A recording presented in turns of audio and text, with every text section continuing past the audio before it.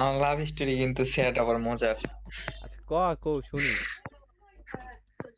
আমার love story হইতাছে, মনে কর যে জীবনে যখন ক্লাস 6 উঠলাম আমি, সো হ্যাঁ, তারপরে? তখন একটা একটা মেয়েরে ভালো লাগে। মেয়ে মানুষ, মনে করো যে মেয়েটা হিন্দু ছিল। তো হুম। হিন্দু হোক বা মুসলিম হোক, ভালোবাসার ক্ষেত্রে ওইটা ম্যাটার করে না। মেটার করে সে মানুষ। হ্যাঁ, সে তো হচ্ছে মানুষ। তো তারপরে? তাকে, তার পিছনে 6-7 মাস ঘুরলাম। ঘোরার পরে সে ইগনোর করতেছে। তো আমি এক ক্লাসেই পড়তাম, একই ক্লাসে। হুম। পাশাপাশি বসতাম, তাকাইতাম, সারাক্ষণ তাকিয়ে থাকতাম ক্লাস টাইমে। তো তাকানোর ক্ষেত্রে হঠাৎ একদিন আমাকে অপমান করে যে চোখের ডাক্তার দেখা, তো তোর চোখে সমস্যা। হুম। তো ওই দিন আমার ফ্রেন্ডরা বললো আমাকে যে তোকে এত অপমান করতেছে, কিন্তু তুই ওর পিছনে ঘুরতেছস, ওদিকে তাকাইতেছস, তোর কি খারাপ লাগে না? তুই এর থেকে এক কাজ কর, ওরে ইগনোর কর। ওরে আমার খারাপ লাগছে, তখন আমি 2-3 দিন স্কুলে আসিনি। তো না আসার ক্ষেত্রে ও আমার দেখার লাইগা পাগলের মতন হয়ে গেছে। তো আমার বাড়ির কিছু ফ্রেন্ড ছিল, ওদেরকে বইলা দিছে যে ও স্কুলে আসে না কেন, ওরে না দেখলে আমার ভালো লাগে না। ওরেও বললো যে তুই না ওরে সারাদিন অপমান করস, ওই তোর পছন্দ করে এই জন্য। পরে যে ওরে স্কুলে আসতে বলিস। তো পরে আমি স্কুলে আসলাম, আইসা আমি ওর দিকে আর তাকাইলাম না, ওরে ইগনোর করা শুরু করলাম। তো ও কি করতো, ক্লাস টাইমে স্যাররা ক্লাস করাইতো, তখন ও আমার দিকে তাকাইয়া থাকতো, বাট আমি তাকাইতাম না। আমি না তাকানে ও, খুব খারাপ লাগছে ওর। তো ও আমার ফ্রেন্ডের কাছে বললো যে ওর সাথে একান্ত একটু কথা বলবো। আমি বললাম না, আমি ওর সাথে কথা বলতে পারবো না। হুম। তো পরে ও ডাকলো, আমি গেলাম, যাওয়ার পরে ও বলতেছে যে আমার তোমার সম্পর্কটা রিলেশনে না, ফ্রেন্ড হিসাবে থাক, ফ্রেন্ড।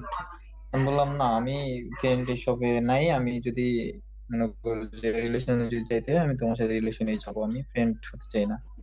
তো ওইভাবে বিষয়টা নেয় নাই। তো ওই দিন নাম্বারটা নিলাম ওর সাথে, ওইভাবে কেটে গেল প্রায় 5 বছর।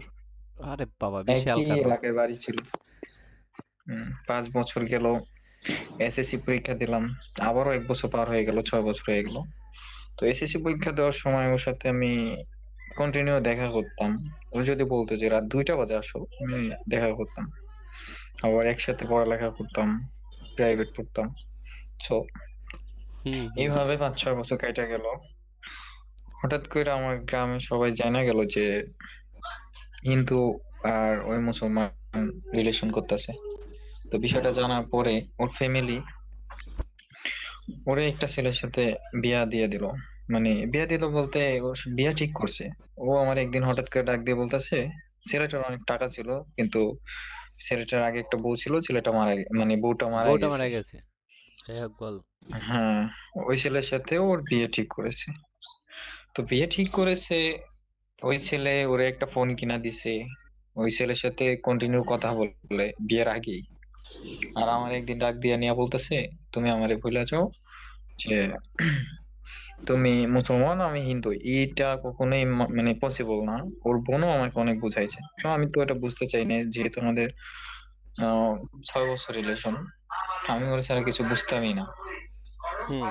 হ্যাঁ, আমার ফ্রেন্ডরা বলতো যে ওর সাথে কিছু একটা কর, ওর সাথে কিছু একটা কইরা ওরে ছাইরা দে। হ্যাঁ, ও ওরকম চান্স আমাকে দিছে, সুযোগ দিয়েছে, চাইলে আমি ওর ক্ষতি করতে পারতাম, কিন্তু আমি ওরকম মন মানসিকতা ছিল না আমার। ওরকম তো মানে যারে হচ্ছে মন হ্যাঁ, থেকে চায় তারে ওই ওই দিক দিয়ে কেউ চায় না কখনোই ওইটা। বল তারপরে। হ্যাঁ, আমি ভাবতাম যে না, ওরে তো আমি ভালোবাসি, আমি তো ওই রকমের না। তো আমি কখনোই আমার ফ্রেন্ডের কথা নিতাম না। তো হঠাৎ করে ওর যখন বিয়ে ঠিক হয়ে গেল, বিয়েও হয়ে গেল, তখন আমি ঢাকায় আসছি। মানে যাতে আমার না দেখতে হয় ওর বিয়ে হইতাছে বা এরকম কিছু। তবে ওরে পাওয়ার জন্য আমি প্রায় 50-60 হাজার টাকা খরচ করছি, তাবিজ পর্যন্ত খাওয়াইছি আমি ওরে, তাও পারি নাই।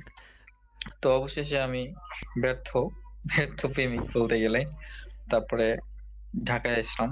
ঢাকায় আসার পরে ওর বিয়ে হলো, বাচ্চা কাচ্চা নিছে। ও বাচ্চা যখন নিছে, তখন আমাকে একদিন মেসেজ দিল, কেমন আছিস, কি করিস, দিয়া তারপরে কথা হইলো প্রায় 5-6 মাস কথা হলো। তারপর যখন ওর বাচ্চা হলো তারপর আমাকে ব্লক দিয়ে দিল।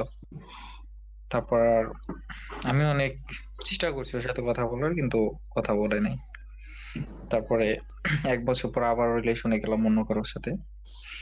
যাওয়ার পরে তারে 1 বছরের ভিতরেই তাকে বিয়ে করে ফেলাইছি। আচ্ছা, এখন তারপরে বিয়া বল বল শুনি। এই,